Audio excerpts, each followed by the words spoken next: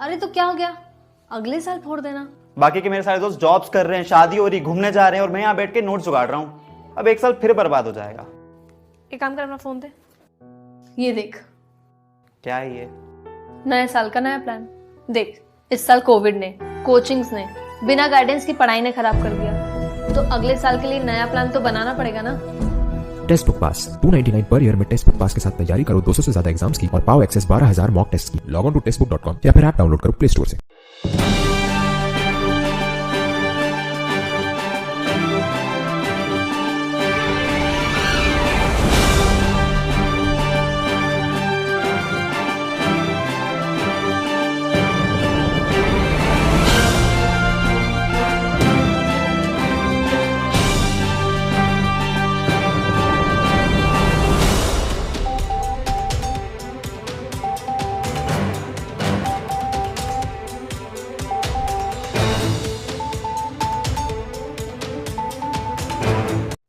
नमस्कार फ्रेंड्स, आज मेरे साथ हैं डिप्टी जेलर पद पे नियुक्त धनराज कनेश भाई। तो फ्रेंड्स, ये भी पहले मेरे साथ लेबर इंस्पेक्टर पद पे ही थे और आज देखिए डिप्टी जेलर बन गए।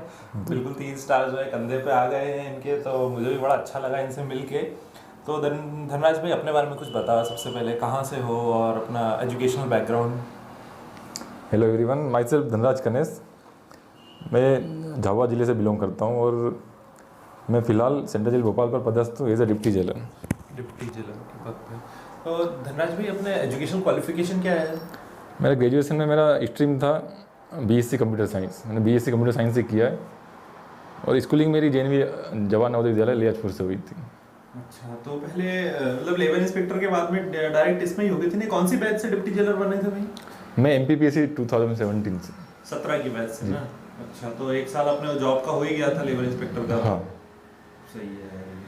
तो यार, अपनी पढ़ने की स्ट्रेटेजी बता, किस टाइप से। देखो, व्यापम को क्रैक करने की तो स्ट्रेटेजी मैंने सबको बता दी कि किस किस टाइप से करते हैं। कि MPPSC क्रैक करने की सबकी अलग अलग स्ट्रेटेजी रहती है, तो किन किन बुक से पढ़ते थे? प्रिपरेशन स्ट्रेटेजी क्या थी? सबसे पहले तो मैं बताऊंगा, मेरा 2016 में ग्रेजुएशन कंप्लीट हुआ था। तो उस टाइम तक मुझे पता नहीं था कि मुझे कहाँ जाना है। मेरा पहला प्रेफरेंस था बैंकिंग सेक्टर में। तो मैं जहाँ मैं कोचिंग गया था, झाबुआ में ही एक सर हैं, काफ़ी अच्छा उनका नाम है वहाँ पर। उनके पास गया था तो उन्होंने बताया कि आप PSC की तैयारी कीजिए। तो जुलाई 16 में मैंने PSC की कोचिंग लाई। जुलाई 16 में? हाँ। फिर वहाँ सर ने जो हमको बताया, उन्होंने कहा था कि खाली आपको केवल लुसेंट प्री के लिए लुसेंट ध्यान रखना है। अगर आप फ्रेशर हैं तो लुसेंट पढ़िए।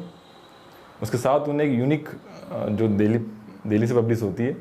यूनिक दिल्ली की कौन सी? मैंने पहली बार सुना है इसके बारे में, सर बताइए तो। एक यूनिक बुक है जो दिल्ली से पब्लिश होती है, यूनिक प्रकाशन है सब। यूनिक प्रकाशन। तो कौन से सब्जेक्ट की है वो लुसेंट एक, आप ये मान सकते हैं, वो लुसेंट का एक बड़ा रूप है। कहाँ मिलेगी? सेम सिलेबस रहेगा। मिलेगी कहाँ पे वो? ये आपको कहीं किसी भी स्टोर में मिल सकती है। ऐसा, चलिए ठीक है। यूनिक की ना, तो ध्यान रखिएगा। आप डिप्टी जेलर बनने का एक छोटा सा सीक्रेट यूनिक भी है। और फिर और कौन सी बुक है सर? हाँ, प्री तो मैंने इन 2 से ही किया और MP के लिए हम पुणे के MP की ना, ठीक है। तो सर, प्री तो आपका हो गया, तो मेंस में सर राइटिंग स्ट्रेटेजी जो रहती है वो आप बताइए किस टाइप से वो राइटिंग स्ट्रेटेजी थी। क्योंकि मैंने भी मेंस इतनी बार लिखी है, मैं खुद नहीं पास हो पाया। कहीं ना कहीं अब आप लोगों के इंटरव्यू लेता हूँ तो मेरे को समझ में आता है मैंने ये कर लिया होता, वो कर लिया होता। तो आप वो बताइए सर कि जो गलती मेरे से हुई है वो कोई और स्टूडेंट नहीं हो इससे। राइटिंग स्ट्रेटेजी तो ऐसी थी, एक तो आपका प्री होने के बाद काफ़ी कम समय होता है हमारे पास मेंस के लिए, करीब 2 महीने का समथिंग। तो उसमें हमने ये किया था कि हमने 1 महीना पढ़ाई किया था और 1 महीना केवल रिटर्न प्रैक्टिस किया था। हमको सेम एग्ज़ाम की तरह क्वेश्चन पेपर मिलते थे और उसको हम उतने ही टाइम लिमिट में उसको लिखते थे, प्रैक्टिस करते लिखने की। और उसमें हमको सर ने बताया था कि एक तो पहला तो हमारा एम यही होता है कि शॉर्ट एंड स्वीट हो। जो एक तो पहला हाँ, और क्वेश्चन आप अच्छे से पढ़िए, जो पूछा है वही जवाब दीजिए। और उसमें जवाब आंसर के 3 आप पार्ट्स कर सकते हैं। इंट्रोडक्शन, जिसमें हल्का सा आप इंट्रो दीजिए जो आप लिख रहे हैं, बड़े बड़े क्वेश्चन। हाँ, फिर बॉडी, उसका बॉडी और फिर कंक्लूजन उसमें। जो उसने पूछा है उसका एक आखिरी में कंक्लूजन। निष्कर्ष लिखना पड़ेगा। हाँ, और और इंग्लिश मीडियम से थे कि आप हिंदी मीडियम से थे? नहीं, मेरा स्कूलिंग इंग्लिश मीडियम से था, क्योंकि झाबुआ में इंग्लिश मीडियम में कोचिंग अवेलेबल नहीं थी, तो मैंने हिंदी से ही किया फिर वहाँ पीएससी पूरी हिंदी से की। अच्छा, तो सर एक सबसे बड़ा सवाल, आप इसका जवाब बताएंगे कि कितने घंटे पढ़ते थे एक दिन में? देखिए, पढ़ने का कोई एक फिक्स टाइम तो था नहीं कि मुझको 5 घंटे ही पढ़ना है या 8 घंटे ही पढ़ना है। हमारा तो यही था कि आप जब टाइम ले तब पढ़िए।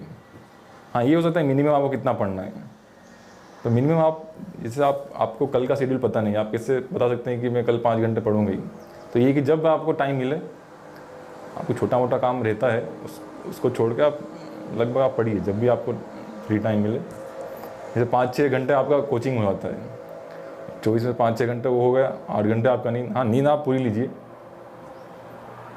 उसके बाद अगर 10 घंटे आपके पास हैं एक्स्ट्रा, तो उसमें आप करीब 6-7 घंटे आप पढ़िए। सही है। और उसमें जैसे बिजी अगर आपका शेड्यूल है, तो हमारे सर एक बहुत अच्छी चीज़ बताए थे कि जब भी आप कोई टॉपिक पढ़ रहे हैं, तो उस हर पैराग्राफ में से या हर 2-3 लाइन में से एक वर्ड आप उसमें लिख लीजिए। एक दूसरे पेज पर एक ही वर्ड लिख लीजिए आप। ऐसा आप जितना, अगर आपने एक पेज पढ़ा है तो उसमें करीब मैक्सिमम होंगे 5-10 वर्ड, मतलब जो आपने लिखे हैं उधर। फिर जब आप कहीं भी, आप घर पे नहीं हो या आप जहाँ इसी जगह पर आप जहाँ पढ़ नहीं सकते, तो उस पेज को देखा आपने, उस जो आपने वर्ड लिखा है, फिर उसको आप सोचिए हमने क्यों लिखा था उसको। तो उसके आसपास का आप सब कुछ आपको याद आ जाएगा, और याद नहीं आया तो वही चीज़ आप घर पे जाके वापस उसको देख लीजिए। तो ये रिवाइज करने का एक अच्छा ये था। तो नौकरी के साथ भी तैयारी की थी ना सर आपने? मतलब अभी लेवल इंस्पेक्टर की ज्वाइनिंग हो गई थी ना? नहीं, ऐसा था 2016 मैंने पीएचडी किया था, मतलब कोचिंग। तो जब मैं तैयारी कर रहा था उस टाइम भी जनवरी 17 में लेवल इंस्पेक्टर, अपन लोग की जनवरी में। हाँ, तो उसका मैंने एग्ज़ाम दिया था। और फिर फरवरी में हमारा पीएससी का एग्ज़ाम था। फिर पीएससी अप्रैल में मेंस दे दिया था। तो जब लेबर की ज्वाइनिंग जुलाई में आई थी, अगस्त में, तो तब मेरा इंटरव्यू बचा था खाली। तो मैंने सोचा कि तब तक लेबर ज्वाइन कर लेते हैं, थोड़ा एक्सपीरियंस मिलेगा, इंटरव्यू में और फ़ायदा होगा इसका। सही। तो सर अपने इंटरव्यू का अनुभव बताइए, आपका इंटरव्यू कैसा था? इंटरव्यू तो एक हमको देने पहले तो हमारा थोड़ा नज़रिया इंटरव्यू के लिए ऐसा था कि ठीक है हम कर लेंगे। फिर हमको पता लगा कि नहीं, ये सबसे अहम जो भाग था वो इंटरव्यू था, क्योंकि उसने काफ़ी रिजल्ट में काफ़ी उसमें डिफरेंट डाला है उसने। तो जरूरी रहते हैं इंटरव्यू हाँ, के भी बहुत। तो इंटरव्यू तो एक उनका तो जो इंटरव्यूअर होता है आपका, वो सबसे पहले देखता है कि आप अपने बारे में कितना जानते हैं। आपने जिस स्ट्रीम से आपने स्कूलिंग कॉलेज किया है, आप उसके प्रति कितना गंभीर थे, आप जहाँ से आप बिलोंग करते हो उसके बारे में आपको क्या पता है, या आप जहाँ आप जाना चाहते हैं उसके बारे में आपको क्या पता है, आप उसके प्रति कितना गंभीर है। क्या क्या सवाल पूछे थे आपसे? मुझको सबसे पहले तो स्ट्रीम से ही पूछे थे, फिजिक्स में, कंप्यूटर साइंस में। हाँ, वो तो कुछ बने कुछ नहीं बने। उसके बाद फिर मैं चूँकि झाबुआ से बिलोंग करता हूँ, तो उन्होंने झाबुआ से काफ़ी क्वेश्चन किया था। कड़कनाथ मुर्गी के बारे में पूछा होगा? कड़कनाथ नहीं पूछा सर? कड़कनाथ नहीं। अच्छा, उन्होंने वहाँ की इम्पोर्टेंस पूछी थी कि आप अगर एमपी के परिप्रेक्ष्य में आप देखें तो अपने एरिया की इम्पोर्टेंस बताइए। तो क्या जवाब था सर उसका आपका? मैंने एक तो अपना जो वहाँ का ट्राइबल जो कल्चर है, जो हमारा जो भगोरिया पर्व है, जो काफ़ी फेमस है वर्ल्ड, फेमस है भगोरिया हाट। तो वो बताया था। और जो मेघनगर अपना इंडस्ट्रियल एरिया है वो बताया था। और वहाँ सबसे मेन अच्छी चीज़ पता नहीं कैसे मेरे को वहाँ याद आ गई थी, जो हमारा सेक्स रेशियो है वहाँ का, शायद महिलाओं का, मतलब अच्छा खासा सेक्स रेशियो अच्छा है हाँ। सर वहाँ पे। तो ये भी उसी टाइम आपने क्लिक कर दिया फट से। हाँ, और उसमें लगभग महिलाएं और पुरुष बराबरी, एक आध दो का ही फर्क है सर, ज़्यादा नहीं है ना। मिड हो रहा है ना। और हर क्षेत्र में, हाँ, हर क्षेत्र में ऐसा भी नहीं है कि महिलाओं से भेदभाव होता है, ये सब। सही तो उनको ठीक लगा था। पर फिर जब पद के बारे में पूछें कि अच्छा आप इस पद पर जाके अगर आप डिप्टी कलेक्टर बनते हैं तो अपने क्षेत्र में क्या करेंगे आप, तो वहाँ थोड़ा सा मेरा वीक हो गया था। और वो एकदम से समझ में भी नहीं आता कि मेरे को बोल दे कि मैं डीएसपी बनूंगा तो एकदम क्या करूंगा, अपने हाँ। दिमाग में तो और सिचुएशन चूंकि फर्स्ट टाइम भी था, उस टाइम भी इतना ज्ञान भी नहीं था इस फील्ड का। अब खैर अब जब हम आ चुके हैं इस लाइन में, उसके बाद अब आप देख हाँ। सकते हैं तो जल्दी समझ में आ जाता है। तो खैर ये जो जितने भी स्टूडेंट्स जो देखेंगे उनको इस चीज़ के लिए पहले से, इसलिए मॉक टेस्ट भी कभी कभी ज़रूरी रहता है सर इसमें, मॉक इंटरव्यू भी ज़रूरी रहता है इसमें। सही है सर।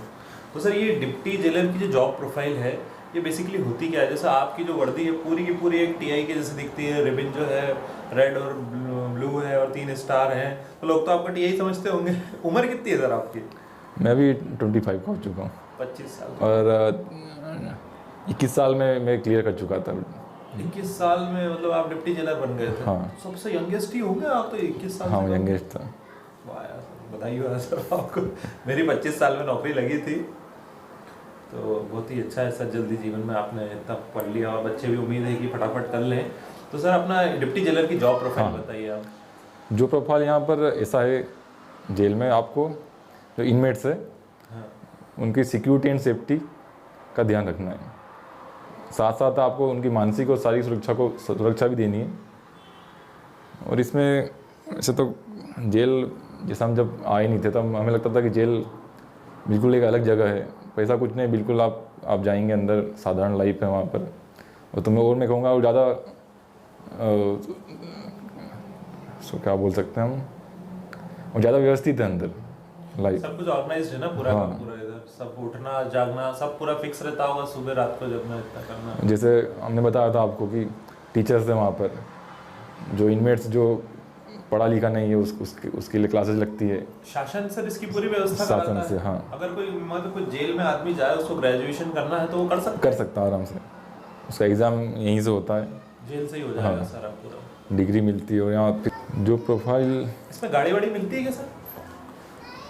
नहीं, हाँ, जो गजेटेड ऑफिसर है उनके लिए। तो आप गेजेटेड हो क्या? नहीं, नॉन गजेटेड है। अगला प्रमोशन क्या होता है डिप्टी जेलर का? डिप्टी जेलर का जेलर होता है, और हम सुपरिटेंडेंट बोलें तो डिप्टी सुपरिटेंडेंट। तो ये 3 स्टार के बाद में क्या लगता है कंधे पे? अशोक लगेगा। सीधा अशोक एम्बलम लग जाएगा ना। तो आपका तो बड़ी जल्दी हो जाएगा सर, 4-5 साल में ही हो जाएगा अब तो डिप्टी जेलर में। सर चलो ऐसी उम्मीद है। तो उसकी पीएससी से सीधी भर्ती होती है क्या सर? जेलर की? नहीं, सुपरिटेंडेंट की होती है। सुपरिटेंडेंट नहीं होती। तो जेलर को हम डिप्टी सुपरिटेंडेंट बोलते हैं। अशोक लगता है उसके बाद में जो सीधी होती है वो 5400 ग्रेड पे होती है ना सर उसकी? हाँ, जेलर की, सुपरिटेंडेंट की। तो उसमें अशोक और स्टार लगता है क्या? अशोक और स्टार नहीं, पुलिस अब जैसा कुछ साल आपको अशोक लगेगा जब आप डिस्ट्रिक्ट सुपरिटेंडेंट रहेंगे।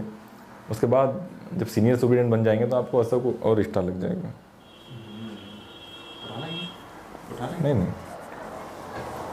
अच्छा, तो वायर सर यार बड़ी अच्छी जॉब प्रोफाइल लग रही है। तो बढ़िया क्वार्टर वाटर भी सब मिलता है इसमें पूरे? हाँ। फैसिलिटीज तो सारी है शासन की तरफ से। ये तो यहाँ मैनुअल में ही है कि आप जेल परिसर में ही आपको रहना है।